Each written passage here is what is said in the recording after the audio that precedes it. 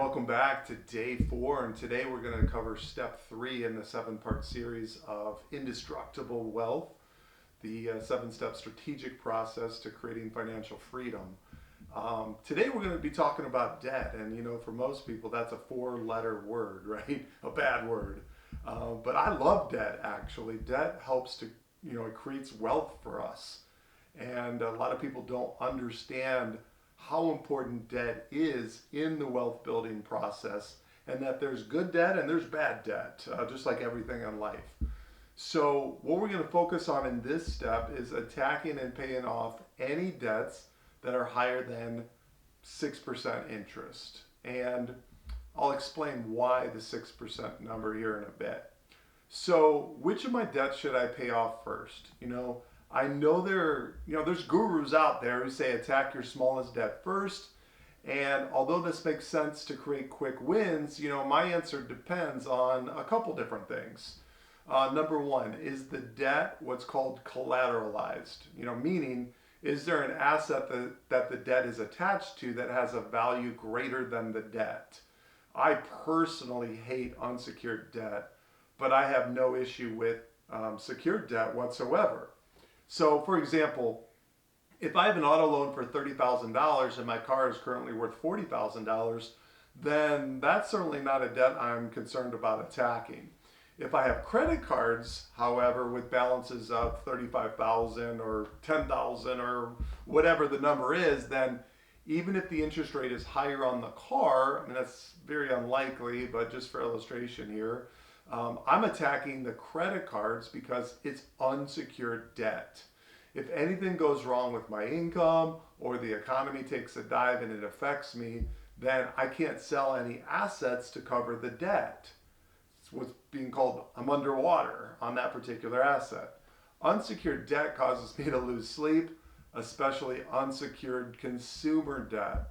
For example, if I take a vacation and I put it on a credit card, I'm attacking that debt first.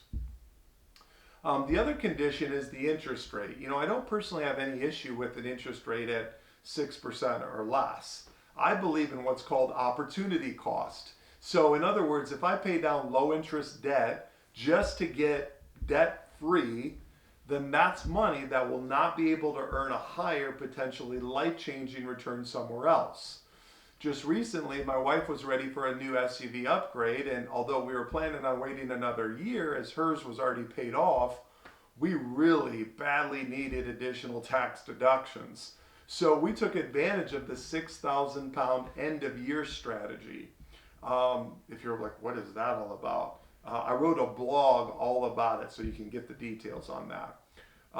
We ended up picking out a Mercedes 450, and the price tag was $95,000. Although we could have paid cash, the interest rate on finance was only 3%. Now, here's where you got to really start thinking differently.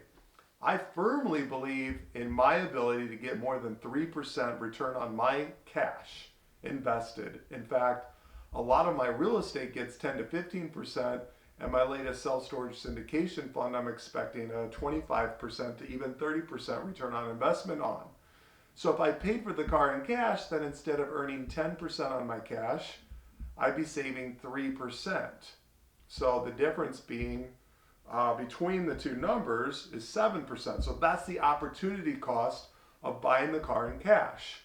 So if you look at 7% of 95,000, now that's nearly 7,000 per year in unrealized income that I'd be giving up by paying for the car in cash just to be debt free.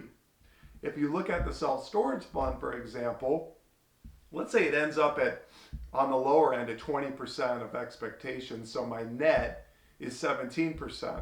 That's over $16,000 in unrealized income given up to again be debt free.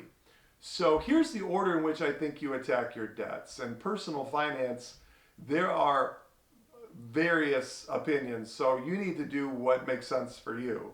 This makes sense for me, and attacking them in this order. Number one, unsecured high interest debt. This is to me the plague.